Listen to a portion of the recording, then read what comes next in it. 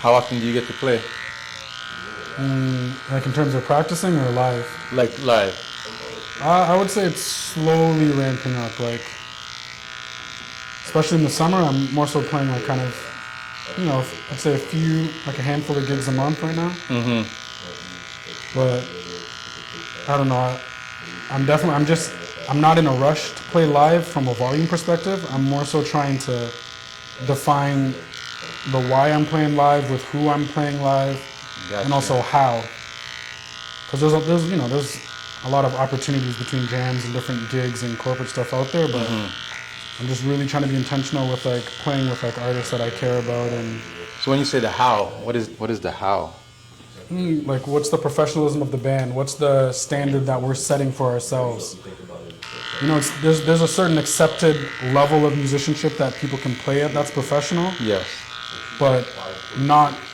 I'd say it's the difference between, playing like on the Houston Rockets a few years ago when they're like just tanking. Every guy's just kind of doing their own thing to get 30 points. Yeah. Versus like I'm playing in a system with an intention to win or like play the right way. Gotcha. So I'm just really focused on trying to like be in situations where it's like Ben Gordon. Yeah, we like respecting the craft, respecting the stage, respecting the moment, respecting everyone that came before us with how we show up as musicians.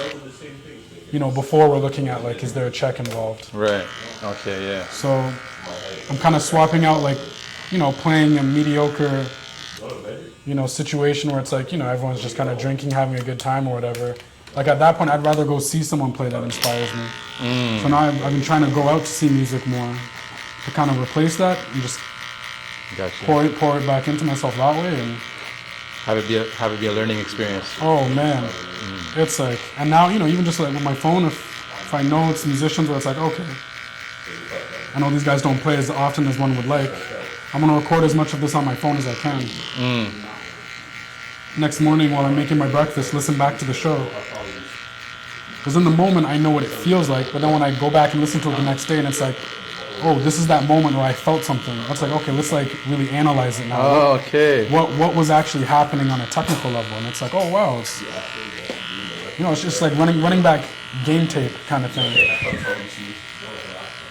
And then trying to incorporate that into my practice, and then. I love that. That's awesome. Yeah, I think it's super important too. Like I love that you have the wherewithal to understand that. Like every moment is teachable moments, and absolutely. And like you said, you have the camera to, create your own game tape. Oh my gosh. And it's like, but imagine like if you could go to a Raptors game and then the next day you have all of the game tape and you can analyze it the way they have, their like the same tape, right? It's like that's like one of the things I feel like about being a musician. Where it's almost like you're cheating. Because the technology allows you access to things in a certain way. Like there's this one piano player that I really like, Robert Glasper.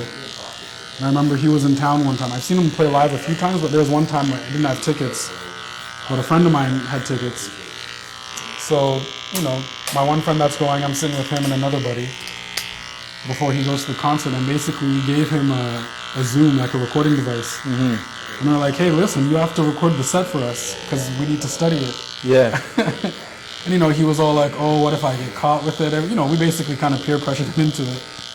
But to this day, I listen to that concert.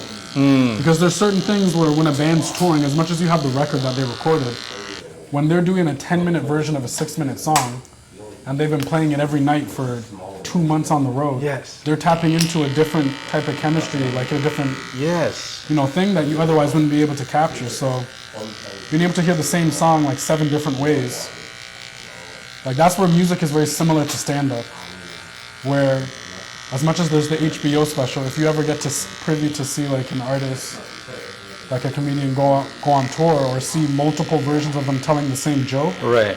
You can see how the joke has grown, how they stretch it out, how as much as there's the setup, they know when to lean into certain parts of the joke based on the audience, or you can tell they've done it a certain amount of times, or now that the pace is adjusted, they're not in a rush to get to the punchline in certain ways. Like there's those same type of lessons with live music.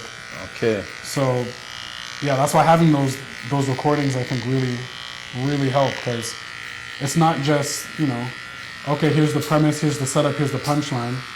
You can hear different ways to interact with all of that information between the audience, between how the comedian is feeling, between the size of the audience, because people laugh different in different size of like audience, right? So there's all these things where it's like there's like a one-to-one translation with music.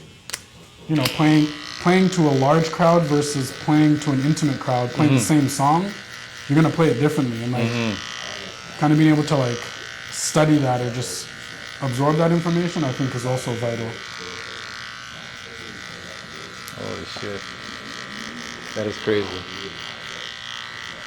Yeah, I'd say a similar like thing is I love leaks.